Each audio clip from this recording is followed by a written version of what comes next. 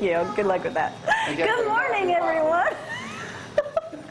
Yeah, he gets the same response. Thank you, Brad. All right, 57 degrees, feels great out there. Going to be an absolutely beautiful day today. High temperatures of 85, low of 60, pretty much the same thing tomorrow. So far, 50% chance of rain on Thursday, carried on into Friday, hoping for no rain over the weekend. The Big Fiddlers Convention is, of course, this weekend, which you can get your tickets early. Just go by Athens State. Well, Sunday was supposed to be 75% chance of rain. And then it was nothing. And it was nothing. I know. Looks like Saturday night's going to be the night to be at the Fiddlers. Oh, yeah. I've been there when it's been mighty cool, that thing. Why do you go to that thing so much? You said y'all love it. We just love it. And, you know, now that I have daughters, you know, they love it. My oldest one loves the spoons. Yeah. The people playing the spoons. It's real fun. Buck dancing and all that stuff. How long have you been a lawyer now? Areas to go see. 3.5 years. Well, I'm approaching 4 now. So. 4. You know, when you started, you could have done a little bit of anything. Why did you, and I know we've asked you this before a couple of months ago, why did you decide to become a criminal attorney?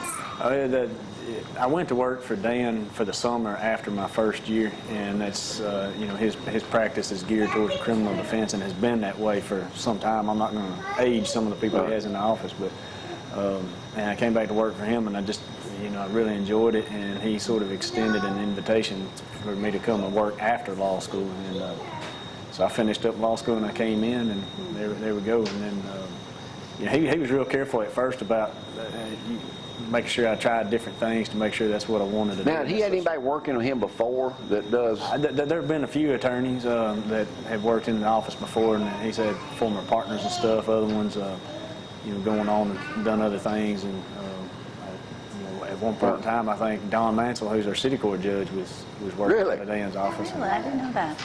Yeah. Dan's had a lot of influence with several attorneys in town, getting them started and whatnot. Well, everybody knows him. That's for dang sure. And I imagine there's never a dull moment because, I mean, you get some pretty interesting cases. Yeah, and you'd be surprised at what you would see that you wouldn't expect in a small town like Athens. And I call it a small town. Like I don't mean that, but well, read the paper. You see all the murder trials. I don't want to talk about any of mine. Do these folks that get on the kind of the bad side, I guess, of life, they're first, and then when they get arrested, they get bonded out, and then do they call somebody they know to recommend an attorney? How are they finding out about Lucas Beaty? I think the biggest portion of our practice is word of mouth. You know, and like you said, everybody knows Dan. Usually, you can drop Dan's name, and it's you know, they know that that's not a guy you're going to call if you were in a car wreck to sue somebody. But that's somebody you're going to call if you've been in trouble.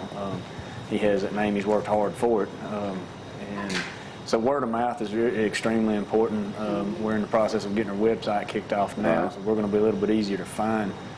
He's done things the old-fashioned way. Yeah, he has, and I've tried. Now he's doing television and a website. Yeah, and he's because my generation, I don't much know how to use a phone book, but I know how to use Google. Well, you know, you see attorneys on television all the time now. A lot of them are criminal attorneys, but a lot of them are more personal injury type stuff. Yeah.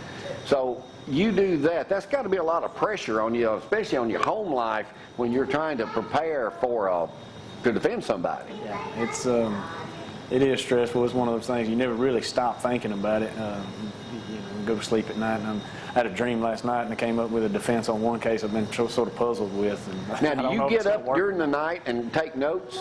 Sometimes I do. You know, I get up. I haven't gotten to the point where I've gone and written anything down. I've stayed up late at night before drafting arguments or whatnot.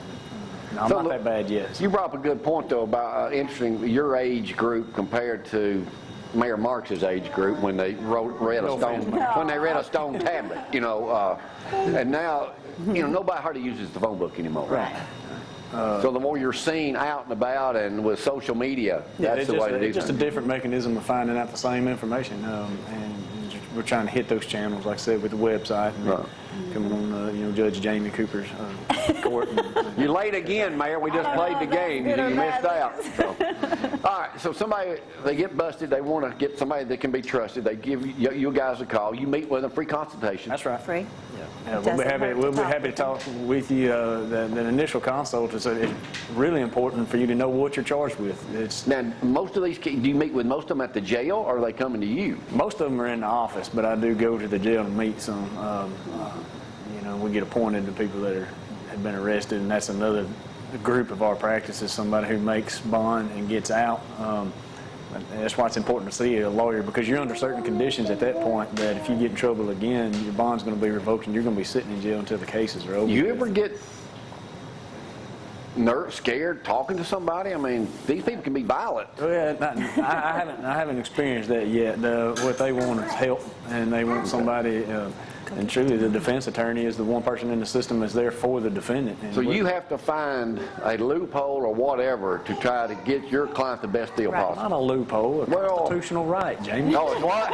Constitutional right. Constitutional right. I was asking Lucas in the break. I said, if you have a Thank you for setting me straight there, attorney. Here for, right? Because, okay, obviously, someone has done something wrong, and you have to defend them. And I was like, well, why don't they just plea bargain? And you're like, well, sometimes that's not the best thing for them to do. Yes, there are cases, the one we were talking about earlier, that beyond settlement.